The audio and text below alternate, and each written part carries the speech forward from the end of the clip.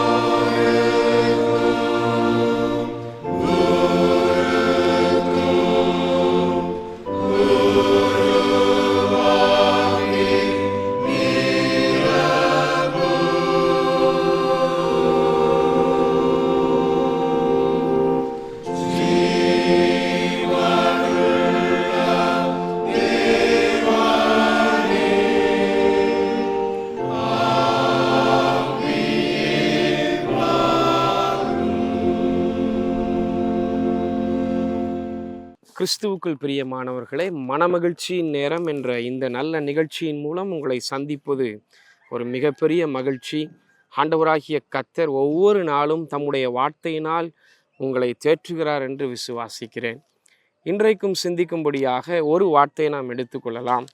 பவுல் அப்போஸ்தலர் கொரிந்தியருக்கு எழுதின 1 நிருபம் அதில் 10 அதிகாரத்தின் 15 வசனத்தில் நாம் ஒரு காரியத்தை வாசிக்க முடியும். 15 வசனத்திலும் 16 வசனத்திலும் ஒரு வசனத்தை வாசிக்க முடியும். அதில் 16 வசனம் இப்படியாய் சொல்கிறது: நாம் ஆசீர்வதிக்கிற ஆசீர்வாதத்தின் பாத்திரம் கிறிஸ்துவினுடைய இரத்தத்தின் ஐக்கியமாய் இருக்கிறதல்லவா.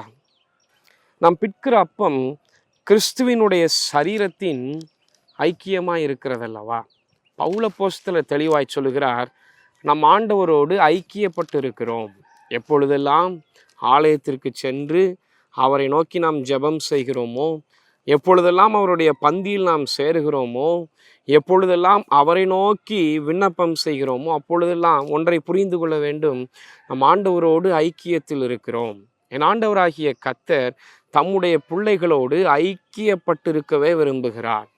எகிப்திலிருந்து இஸ்ரவேல் ஜனங்களை அழைத்து வந்த பொழுது என் ஆண்டவராகிய கர்த்தர் அவர்களோடு ஐக்கியத்தோடு இருந்தார்.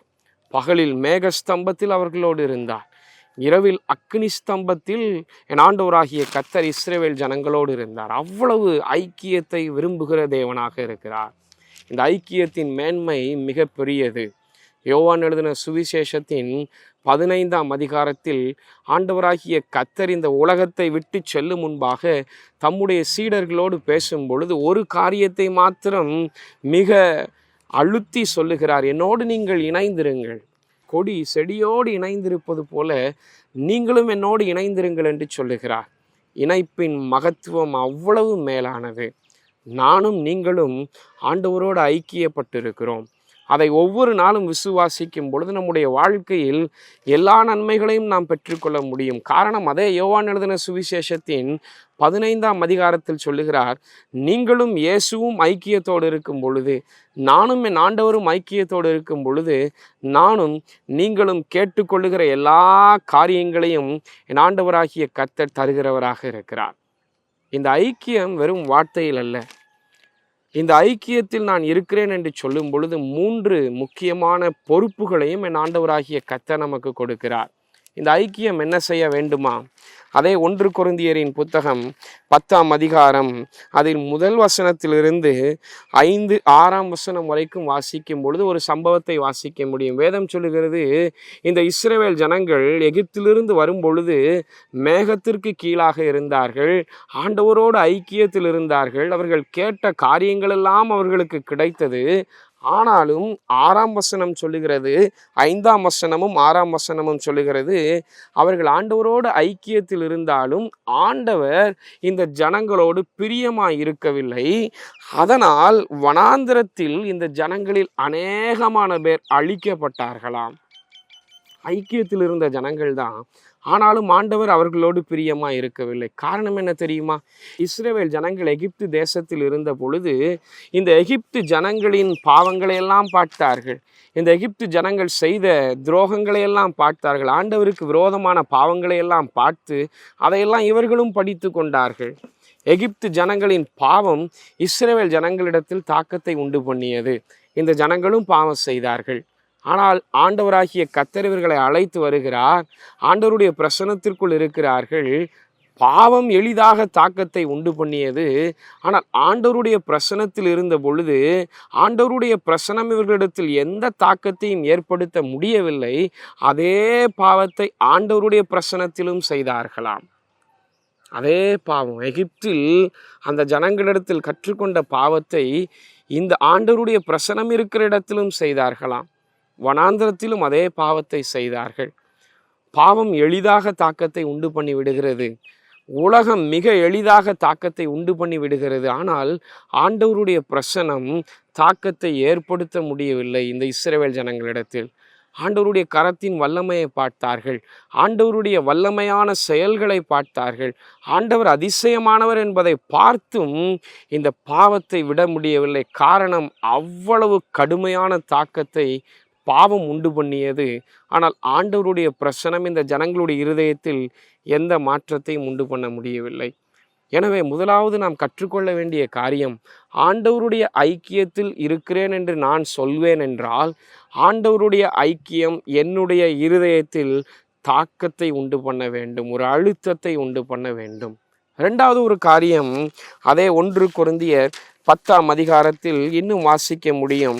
1 கொரிந்தியர் 10ஆம் அதிகாரத்தின் 24ஆம் வசனம் சொல்லுகிறது, ஒவ்வொருவனும் தன் சுய பிரயோஜனத்தை தேடாமல் பிறனுடைய பிரயோஜனத்தை தேட கடவன்.